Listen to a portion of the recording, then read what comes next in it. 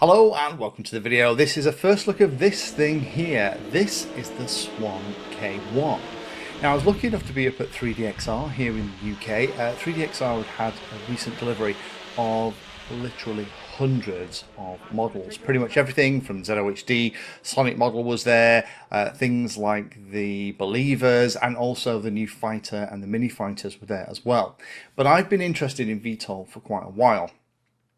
In fact, Christmas this year I was hoping to start the series, but it's all a little bit too bleeding edge at the moment rather than leading edge, so it's a little bit early to make a DIY build.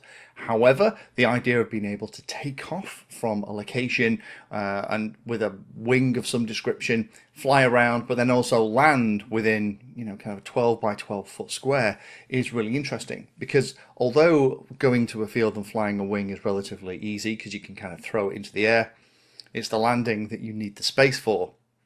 And the cool thing about a wing is that it is much more efficient in flight and give you much longer flight times. And personally, as a wing guy, I'm kind of excited about that. So I've been trying to find something like a twin motored tail sitter, so like a wing that has two motors on it, reasonably large control surfaces that you kind of point up in the air, take off and hover and then transition into flight. That's kind of my ultimate what I'd really like. This looked very close. Now I need to say a big thank you to Ben up at 3DXR because he had one out the box and he took me to the field and we had a quick go. So let me talk a little bit about this and what the experiences of it were like. So this kit is not cheap, it's about £800. However, for that you do get the model, you do get all the batteries and everything, you get the radio as well.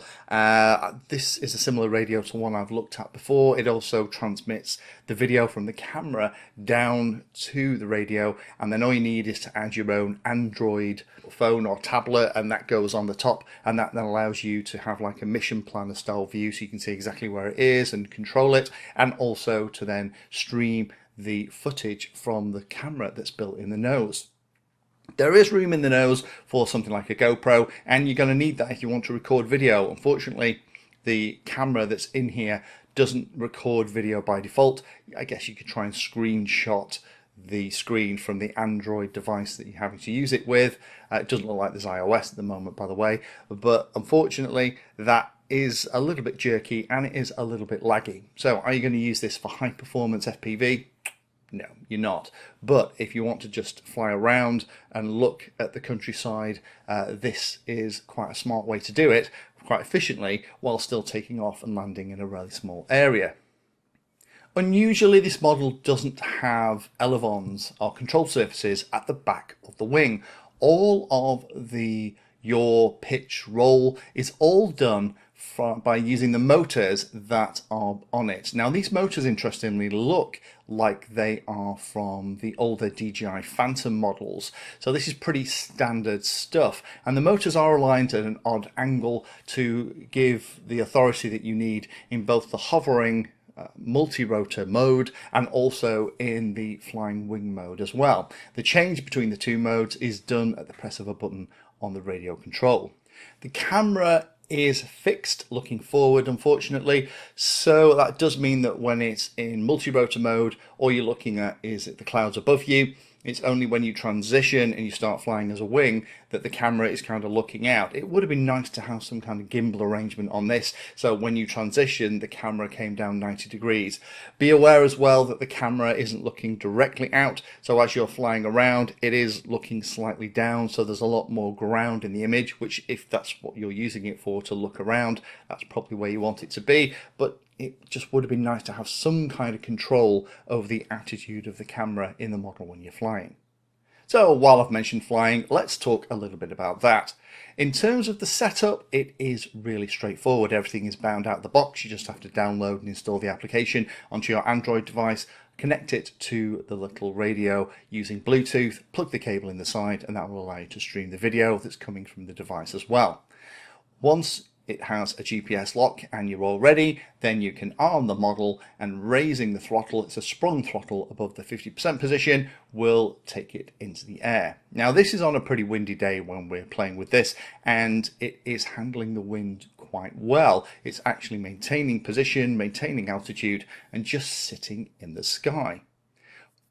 When you're ready, you can take it up to a little bit height, hit the little button on the radio control, and then that will transition very quickly. It'll flip over into wing mode and it'll start flying as a wing.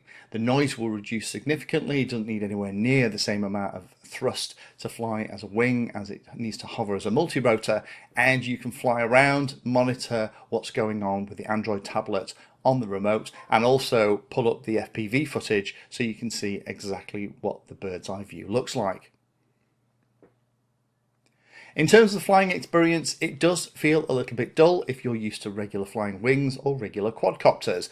It has been designed to make it incredibly easy to fly. So for me, it's more towards the DJI end of the spectrum rather than the Betaflight racing drone. I think it's PX4 software that's running in here. I don't think it's RTF Pilot, but there are things like geofencing. It'll won't let you fly below a minimum height when you're in fixed wing mode, so you make it trickier to crash. So there's lots of things in here, including of course things like the return to home feature. So all those things in the package, with the way it performs, the limited pitch and roll that you have in the wing mode, do make it very, very easy to fly and harder than some things to crash. Coming into land, if there's any wind like we have on this flying day, I would recommend flying into the wind before you hit the transition button, so that as it transitions, then it just sits and floats in the air, and then you can descend it to the ground and disarm it as normal. The controls on the radio, you're arming it by holding the throttle stick to the low right position. This is all very standard PX4 RTF Pilot Pixhawk stuff, so I'm guessing that's what's inside here. There are a few things to note with this. The flight times are very good from the included battery. Of course, it depends how much time you're spending in multi-rotor mode versus fixed wing mode, but I would say in fixed wing mode, you're probably going to get about 40 minutes. The website claims a lot more, but I imagine that was in completely ideal conditions. The model performed well in the wind we had here, so even if it was a little bit windy, it seemed to be fine. I have heard of instances where in really high winds, it can occasionally get to the point where it's pushed over so far that it actually transitions automatically, trying to help itself. But in the flying that Ben and I have been doing, it seemed to perform nicely. It does look very weird in the air. I know it's very difficult to see from the hat cam in this because Ben was keeping it at a nice safe altitude, but it does look like a flying bedstead with those pylons stuck out the upper and lower sides of the wings with the motors attached on them and the legs that extend out the back.